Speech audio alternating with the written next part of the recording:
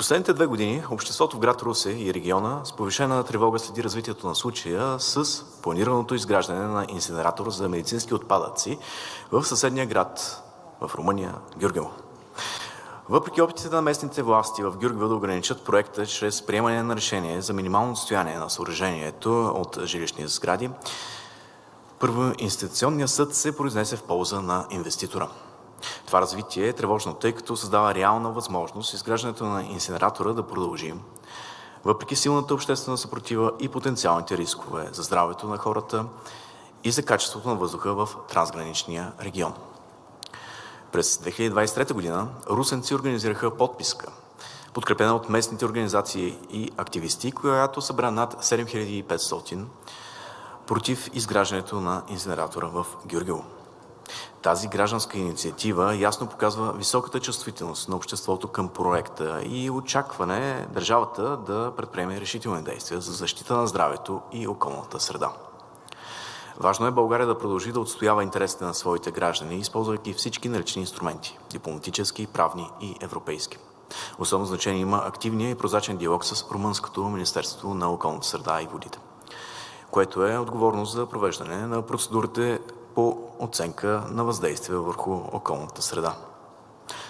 Какви конкретни действия е предприело Министерството на околната среда и водите за осигуряване на постоянна и ефективна комуникация с Румънското Министерство на околната среда по казуса с инсинератора в Гюргево след решението на съда от август 2025 година? Благодаря. Уважаеми господин Белчев, с писмо от 9.6.2025 година МОСВ изиска от страна на Румънското Министерство на околната среда, водите и горите да предостави информация за етапа на процедурата по оценка на въздействието върху околната среда за инвестиционно предложение. Със същото писмо е напомнено на Румъния, че съгласно проведена кореспонденция от 1.7.2024 година МОСВ е изискало преработване и допълване на информацията в съответствие с отправените бележки и предоставяне на преработен доклад по ОВОС.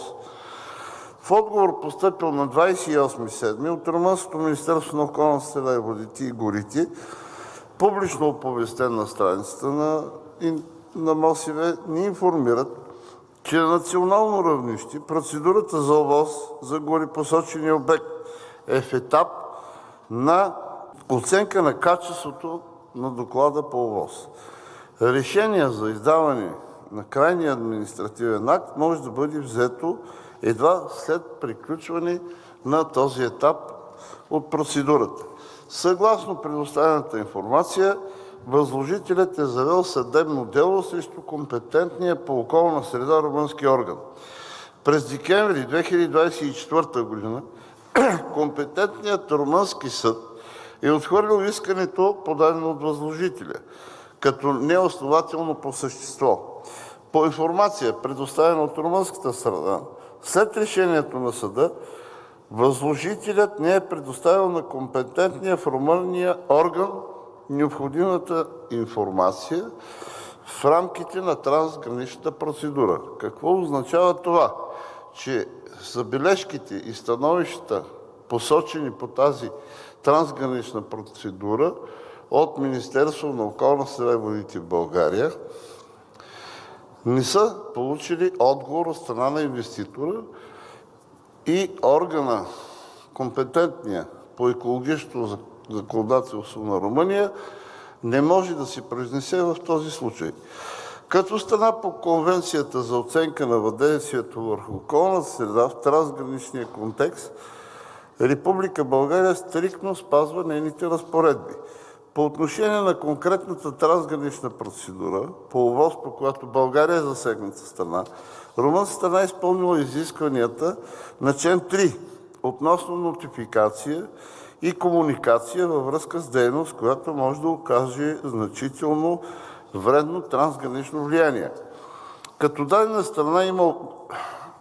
дадена страна има опасения относно спазването на задълженията на Конвенцията за оценка на въздействието в трансграничен контекст, тя може да сезира оправомощения за това орган, а именно Комитетът за прилагане на Конвенцията.